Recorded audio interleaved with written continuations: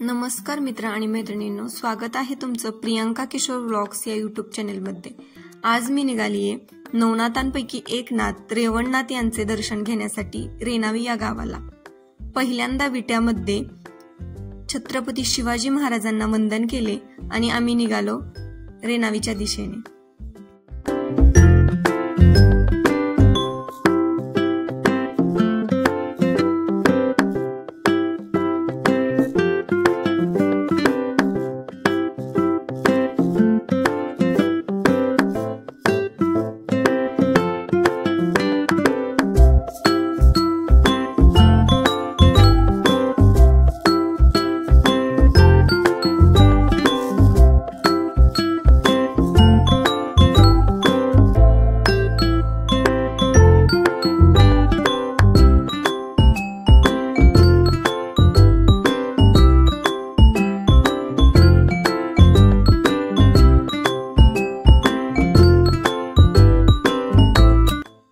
रेवणसिद्ध हे मंदिर गुहागर विजापूर हायवेवर रेणावी विटा येथे आहे।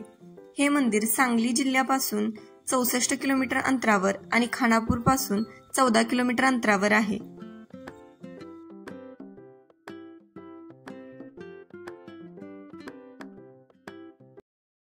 नमस्कार मित्र आणि मैत्रिणींनो, स्वागत आहे तुमचं प्रियांका किशोर व्लॉग्स या यूट्यूब चॅनलमध्ये।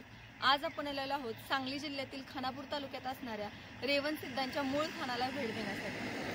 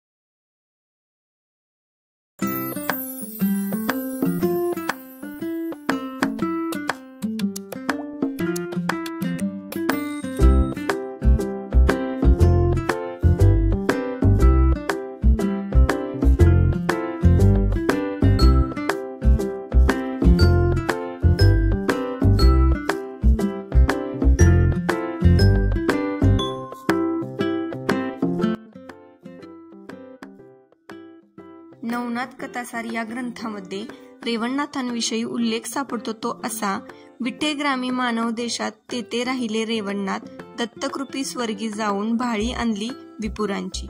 याला अनुसरून एक कथा सांगितली जाते।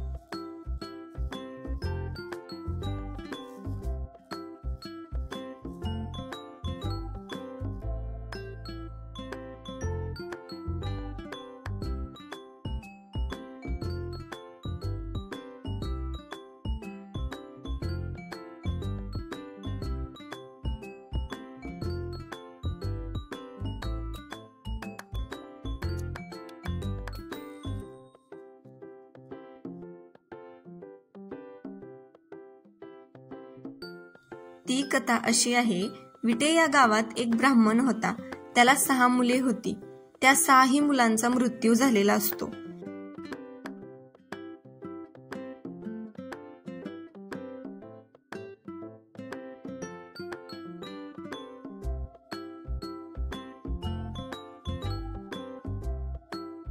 त्यांचे 7वे मूल घेऊन तो खेळत बसलेला असताना त्या ठिकाणी रेवणनाथ येतात। तो ब्राह्मण त्यांची पूजा करतो, सेवा करतो। सकाळी उठून बघतात तर काय, त्यांच्या 7व्या मुलाचे देखील प्राण गेलेले असतात। रेवणनाथ रागारागाने यमाकडे जातात व त्याचे प्राण मागतात, पण त्यावेळेस यम सांगतो की या 7ही मुलांचे प्राण भगवान शंकरांकडे आहेत। रेवणनाथ तेथून भगवान शंकराकडे जाऊन त्या 7ही मुलांचे प्राण मागतात, पण भगवान शंकर रेवणनाथांना प्राण देण्यास नकार देतात।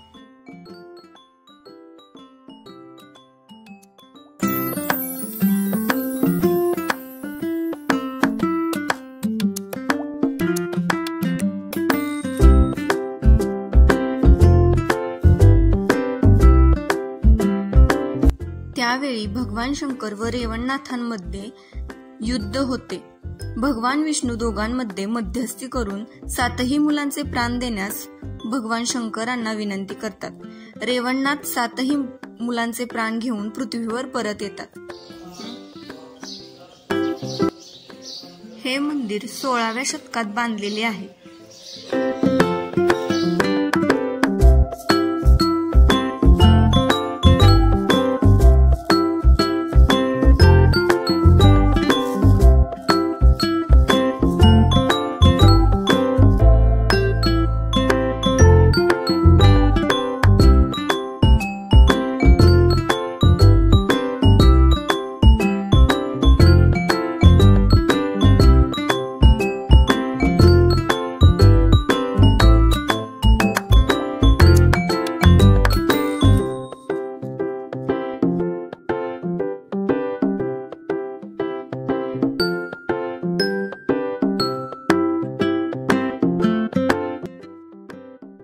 हे मंदिर 16व्या शतकात बांधलेले असून त्याला 4ही बाजूने तटबंदी आहे.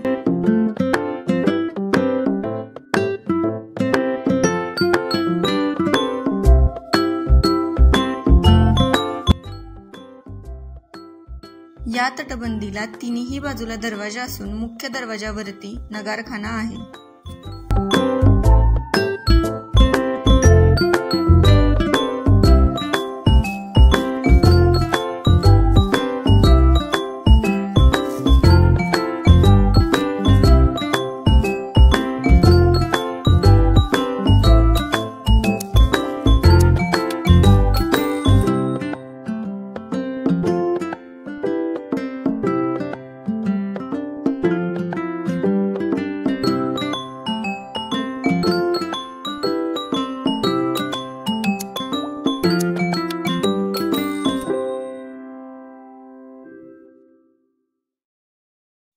हे आहे रेवणनाथांचे रेणावी या गावातील मूळस्थान मंदिर.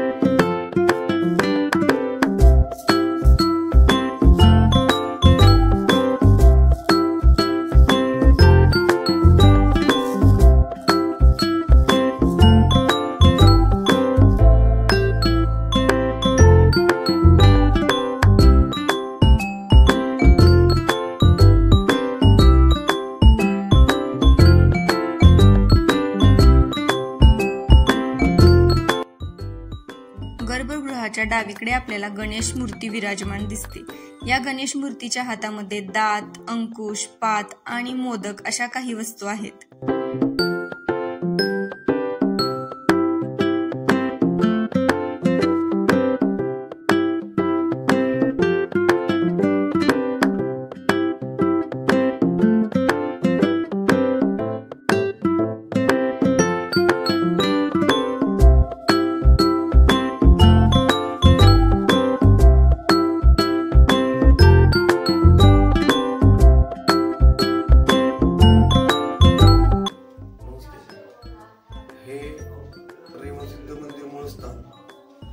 तालुका खानापूर, जिल्हा सांगली, विटा, महाराष्ट्र. इथे हे नवनाथापैकी एक 7वेनाथ रेवणसिद्धनाथ त्यांची ही जपतप साधनेची जागा आहे. पूर्ण स्वयंभू मूर्ती आहे.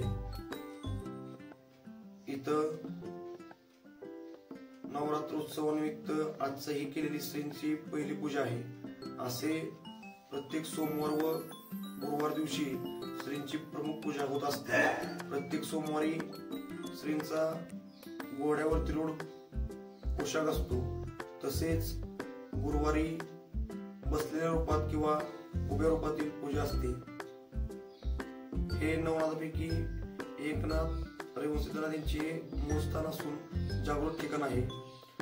महाराष्ट्रामध्ये सांगली जिल्ह्यात हे एकमेव ठिकाण रेवणसिद्ध मूळस्थान हे आहे. त्याच्यानंतर पुढे इथून थोडं पुढे गेले की दुसरं स्थान रेवणसिद्ध रेणावी हे याच्यानंतर दुसरं स्थान आहे. तसेच इथे महाशिवरात्री निमित्त श्रींची यात्रा महाशिवरात्रीला असते. 5 दिवस यात्रेचा कार्यक्रम मोठ्या स्वरूपात असतो. वर्षातून 4 वेळा इथे पालखीचा कार्यक्रम होतो. पहिल्या सोमवारी आपण जे म्हणतो श्रावणाच्या पहिल्या सोमवारी ते भाकणुकीचा कार्यक्रम असतो.